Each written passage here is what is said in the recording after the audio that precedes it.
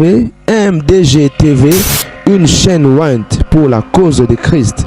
Mafuta Yasika, Mafuta Yasika, Mafuta Yasika.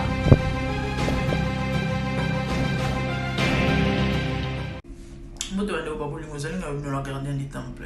La MIFA, quand on cadre actualité, dossier Michael Ambaye na Yamomo Nene. Ici, nous sommes au courant de Nene Zoleka, tout le Nene Otukoleka. Va donc consacrer frère Michael Ambaye comme pasteur, puis ordination église naïe. Et si c'était pas polémique, je crois que nous avons les réseaux sociaux. Tu es bini nezo lobamani nezo lekani nezo salema. Bande onana pasi na motema étant chrétienne. Yesu avazo na bisi ba disciple. Na pesi bino mission. Bote ali loba oyo. Na mokili mobimba, mokili mobimba yo kango. Na ba contre nyonso. Après bon les fins koya. Alors, bien, les disciples, allez, vous que ça la mokili mobimba, les disciples. Abisa yi bango to ba que ça la disciples na bango. Ma abisa ba que ça la disciples ya Yesu. Lelo oyo ba pasteur ba échoué na mission au lieu de faire des disciples de Christ, parce que ça la disciples na bango.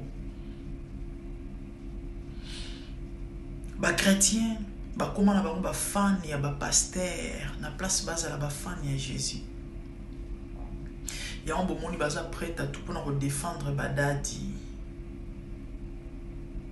Chrétien ko bunda parce que au lobaki l'omro au ACP il a monté pour na pasteur naïf. Ba chrétien ba comme ko finga topi ba finga kanama kamwa salité s'il vous plaît. Pourquoi? Parce que au lobby l'omro contre Dadi naïf ACP na monté. Et non contre Yesu, ils ne défendent pas le nom de Jésus. Ils s'en foutent de Yesu. Ils vont défendre le pasteur, Badadi. On ne défend pas un homme de Dieu. Dieu défend ses serviteurs. Bande konini, concurrence. Et comme bombanda, tu veux que ça la bongo. Mon numéro ya ta présence. Il y a Michael Ambaye à lobby a commis na poste à lobby. Dadi na bango za visionnaire et non héritier. Pitié. Na moni mutu moko sope ezaki interview we. Sope bandeko. Sopa za pasteur, sopa za nani na habité so sambela l'église Michael Ambaye to. Et bandeko abimisele ngo ba énergie na niveau mo boza na mo IDT. Boko comparer Kalambaye na Moïse te. Moïse a héritier tata na muta tikela église mais Kalambaye a visionnaire ye mo muta bandi bord a créer a bandi église a créer lelo bomoni moni ba résultat bomoni et ce qui temple ce qui loni na bega mo ce qui synagogue ce qui nini baza niveau mon côté cher pasteur Borosamba ou le beauté a bat babon la mitema pour ba kota lola. Malheureusement, bino bo komisi bandimi ba fan club na bino boko samba. Bandimi lelo ba koma prêt à tout pour na ba pasteur. Na auto ça l'émission awa ya ndeko Didier Mayemba. Na apôtre Léopold Mutombo. Na zaki clair que boyo kali solo ba betela kinga do mamu na solo beza mamu ngate mutu na ekuna na ezate ke ngamutu na lobby tope na zala ki place basalela ki soki nini soki ba wela ki soki nini so ba bunda ki soki ba betane makofi na éviter mais na obetali solo et na lobby en clair mais il faut mona na ba commentaire il faut mona na ba commentaire tout ça pourquoi kaka parce que ba lobby mabe pona Léopold Mutombo pour na bango donc eza bongoté net eza bongoté et en fait eza mawe eza passé et mawe eza passé d'ailleurs passer un montant pour faire la montagne passer un montant na lola muto akufela bato eza Yesu muto akotsa bato lola eza Yesu Soit mon nzambe, soit mon kota lola, il faut un disciple à Yesu. Et disciple à Yesu a défendu intérêt à royaume. Ya lola a défendu intérêt à Yesu. A défendu combo à Yesu. A défendra jamais moto. A défendra jamais. Et surtout, et en plus de défense, mon modèle nini. Na modèle nini. Mawa, c'est vraiment mawable. Ba mambozo les cas. Et a passé. Tina niveau ba finga, vrai sens à ma finga. Église ba melisa ba carburant.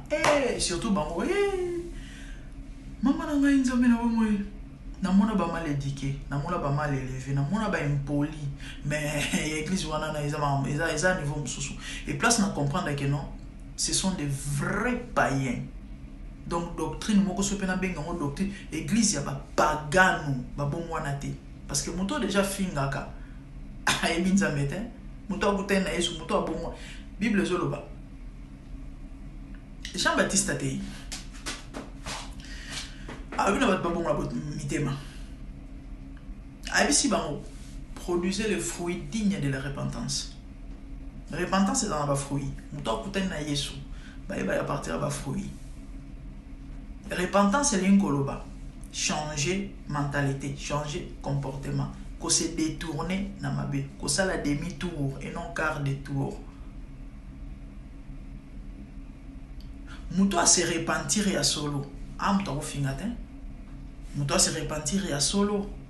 Am to se retrouver na Babylone tout le monde a chrétien dans les réseaux sociaux. Donc c'est clair que vous êtes des païens, il faut des païens, des vrais païens, des vrais paganos. Qui peut défendre le nom de Jésus? Qui peut défendre le nom de Christ? Qui peut défendre le royaume des cieux? En prêchant la bonne nouvelle.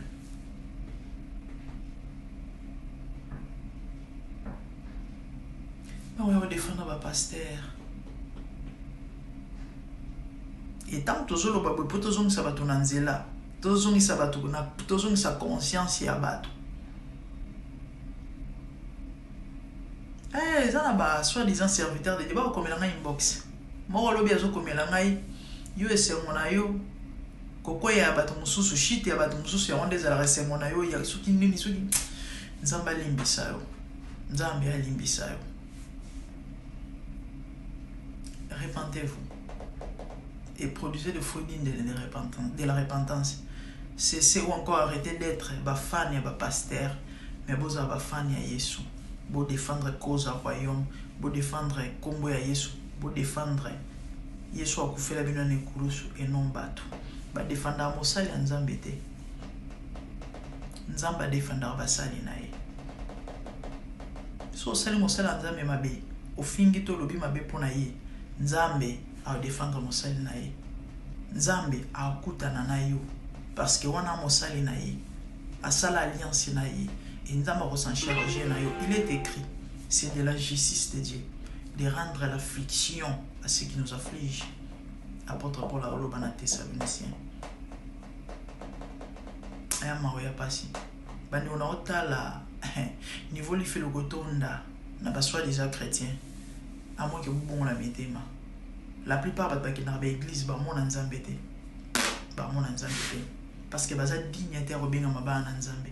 Moi Nzambe za lo linga se comportera to pas vivaka. Mais malheureusement bino baba na satana parce que vous bon mwana te. Moi Nzambe za muto abongwani. Yo na mwana Nzambe bana na satana. Ba fan ya badadi. Il va passer au bout de badadi. Beaucoup on dirait ba Gaulois na ba wario. Il faut tout le qui est bien peu ba combo. Tout le kaba combo bandi o bolu kaba combo. Bolu kaba combo pesa bango. Ba tombi na batu ya kalamba bolu ki la bango ba combo s'il vous plaît. Et tout le qui la bango ba combo. Comme ça tout ba no benga bango ba combo na ndeto benga ba Gaulois na ba wario sonien.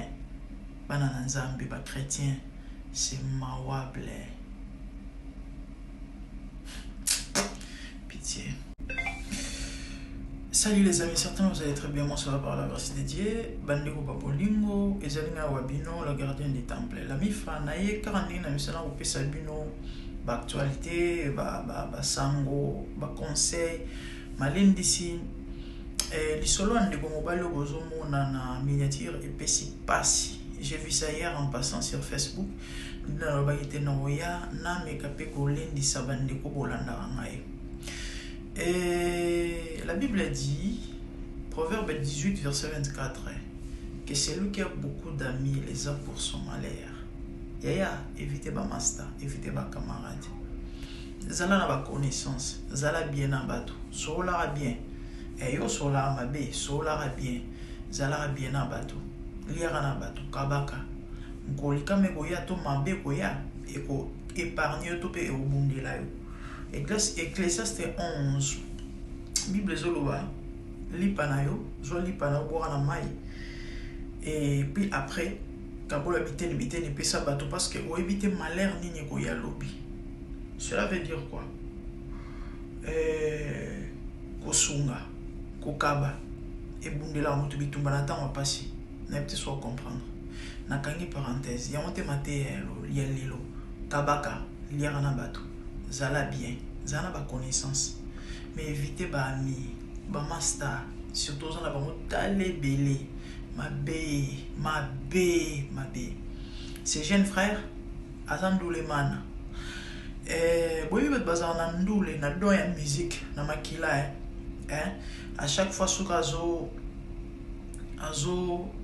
na lubanini, a prester topé, a pratiquer ki mudule man.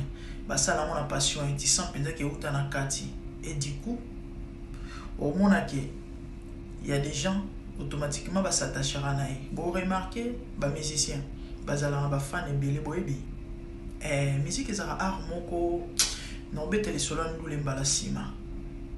Du coup et au memelo batu na entourage na yo bat bobano lingo bat bobano kabela yo karbo mine de rien. Ses frères étaient tellement aimés à cause il y a talent naïe anduleman a composaka ayembaka ka munde bozo monela ye bo comprendre a muto ndenge nini to iba jar ba no ko boy e ba batu moko bazara play asolaka o ka ba ke chile na ba master ba bendi moi ba meli moi eloko asa iba jar bongo. Alors ndeko abimaki samedi abeng ba master zaina mo eloko na poche et pour la plupart bazara généré abeng ba master ba kei quelque part ba mela mo eloko ba lia mo eloko master confiance et belé ba master na e a déplacer ke toilette moko azaki wana ba lobby azo keep magie mon ka auto lambela ba tindo to no sala yo zara motema mabe déjà ndo za no zolinga bul ndenyu no boma muninga na poison nzamba kutana na yo.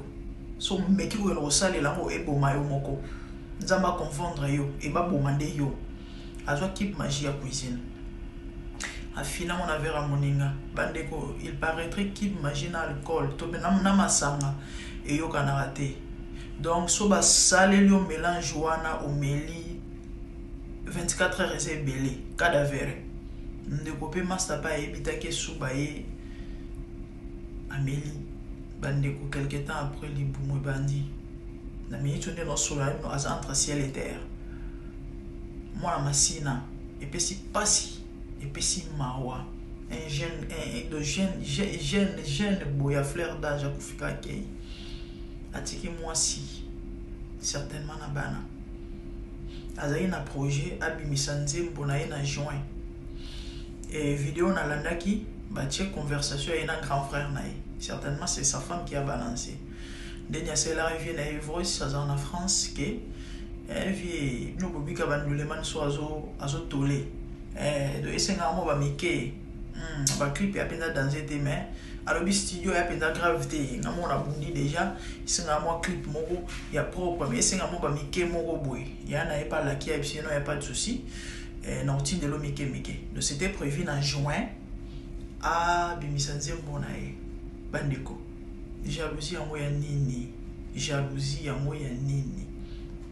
naïb sera bateau ozo jalouser moto à cause ya talent o azana mutam susu oyo ozana et ko produire plus que wana yana bateau belé baba héros dans l'ombre à cause de talent à grâce monzamba à tchaka tienaï azo fournir mbongo ebele par rapport à moto ou yebani ouais yebani ezana batoué ana succès mais ana mbongo te mais ana batumsu ana succès ta yebani te mais il a l'argent c'est ça Dieu nzamba sala mamna ndenge na il élève l'un et il rabaisse l'autre ya ko enviera mutu te to pe ko yinaka ko jalousera mutu te à cause de l'homme o anango.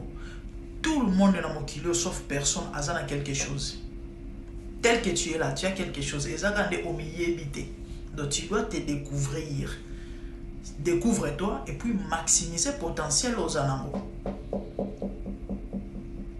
T'as pas quoi faire, n'a pas quoi faire c'est n'amboko. Bah ça là quand bon ko leka ba to ba kenda ba bureau avant ni ton petit bout tout petit peu quoi un salaire ba fixé. Mais bah toi on a surtout ba week-end, hein? Ako bimata msu na 1000 livres na poche. Na 500 livres na poche na journée moko. Na journée moko. Ba journée se zandingi mote. Soko estimé ka ta 300 livres du lundi à vendredi. Ba msu ba ça en même petit ba dimanche. Na semaine moko ana combien? Surtout estimé to réduire à moi na 1000 livres na semaine. Na 4 semaines ana combien? Et ana batu na musala maboko. Na moi a 5000 livres sterling. Récemment, j'ai sali ça, j'ai téléphone display panzanaki, semaine passée. Pakistanais on a regretté. Moi si na na Pakistan fallait pas compliqué. Il faut même me prévenir ma fiche de paye, me belle belle. Abi mboko ba mabe. Na futa abi singa abi sista. Na futa plus de 7000 livres de taxes na mois. On a bi c'est alobi na oui. Na futa plus de 7000 livres de taxes na mois. Mon ba Pakistan ba teka ana shop a munene teka ba téléphone, ba display, ba salaire de réparation. Si vous avez un futa 7000 livres de taxes, abima na combien de mois? Allez-y comprendre. Et ça grave. Azwa maman na mbongo. Azwa kambongo ebele. C'est un futur millionnaire ou encore c'est déjà un millionnaire. Pour bango bazaro ka otonga na mboka na ye azata msolo ba immeuble kuna awa luka mbongo. Awa luka mbongo. En fait c'est ça. Mais nana mo yebi ba yebi ka jomo batekane na coin. Mais be jomo batekane na coin. Ndeko yo apesinga pasi. Siko na ota la vidéo na ye ninga oyemba. O bato bazara swazo yemba et pe so posa. O sentir c'est au mot be kota dans le vide. Ah oui, mais avec passion, à communiquer sengo, à communiquer joie, à communiquer l'homme. Un sorcier comme ça, à mettre fin à la vie à moto. Na tout na moto na o bino bat bobo marabaninga bozorani après. Neti yenga bomé moninga azwini ni après. Sorcellerie à ma bé, ozwini o koma été.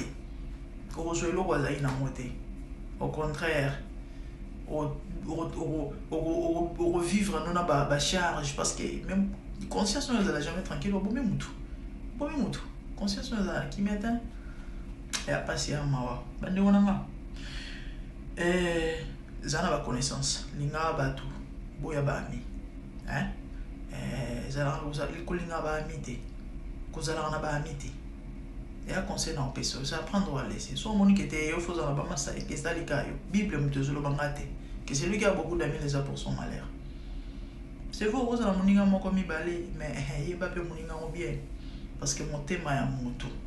Bato ba sala mabela ba master bandima te. Tane tu au master mutale qui est. C'est ça. Ya était à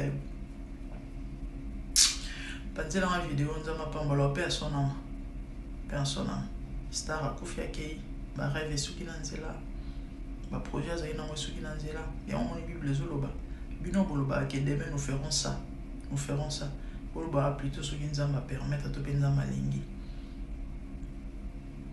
C'est une vie moulaye pas dans Zambie, c'est une protection. Surtout sur bani ko bota, ndena lobara. Banana bana besoin. Bakola bien. Lobi. Barobota au mona bakoko. Au même bakoko. Sinon t'es Kadi ben.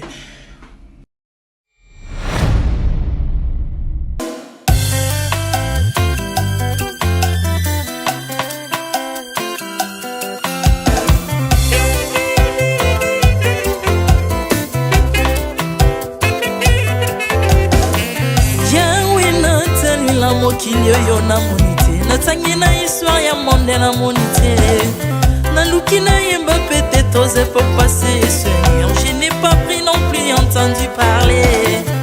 Oui, akokalala yo Yesu.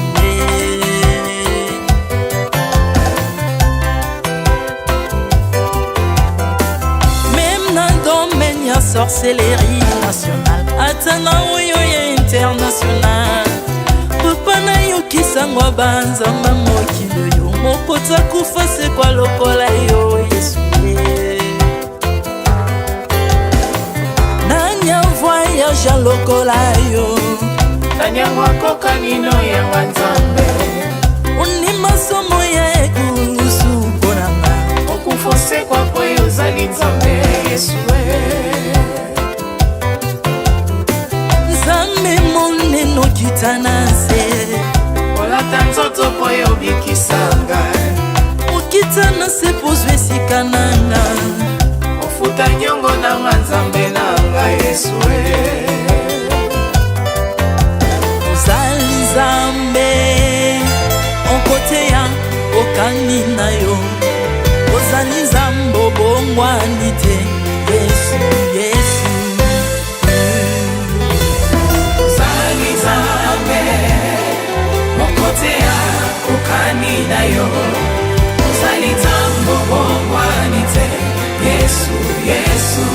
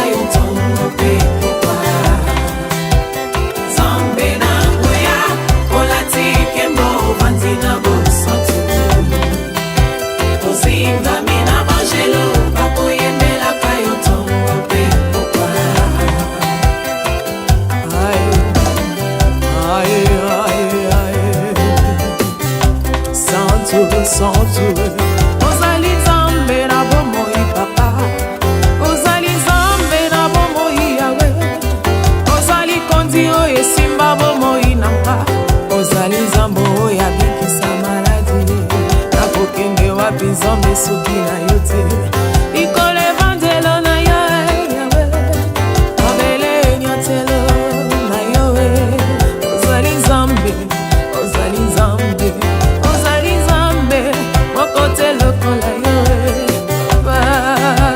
Nzambe na ngoya olatike mo bandi na bosantu, ozinga bina bangelo bakoyemela kayo tongo pe popa. Maintenant tu m'as rendu intouchable, maintenant tu m'as rendu invincible, aliwana yo tukomine la santu, lise kwa na yo tukomine balongi.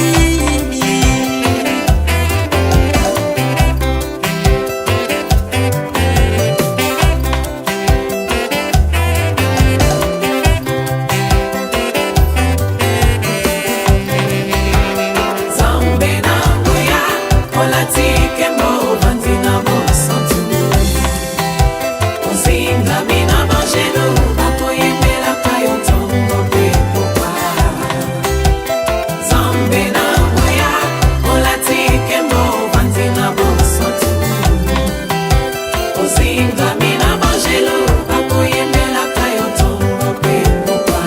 Autrefois ngai nazalaki binzo, ndoki akolianga lolinga lingi, mais par son son na se métamorphosé, osimi mosambwe maladi na miso, olingo bebi naza toxique grâce à lui.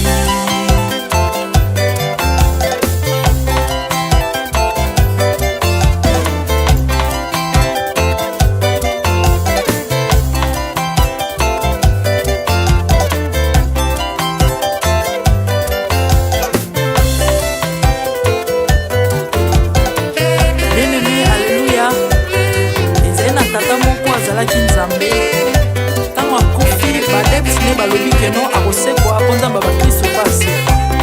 Alors po bafasilite lisekwa na ye bakunda ye mutu libanda otanga kolamuka abimaki lingala moko. Mais comme nzambe na biso alinga kokambola gloire na moto te, lobi nango na ntongo baya kokuta bangulu basepelisa mutu ya nzambe na bango. Yango bien aimé bato na bakoma oyo biso toliaka ngulu te po milimo mabe ekotaka na ngulu. Mais so bino boliaka ngulu te po milimo mabe ekota na ngulu, bomelaka mai te po milimo mabe ekotaka na mai. Yango tokumbisa nzambe po akufa asekwa avandi na loboko ya tata mpona kointercede mpona ngana yo Jésus de Nazareth.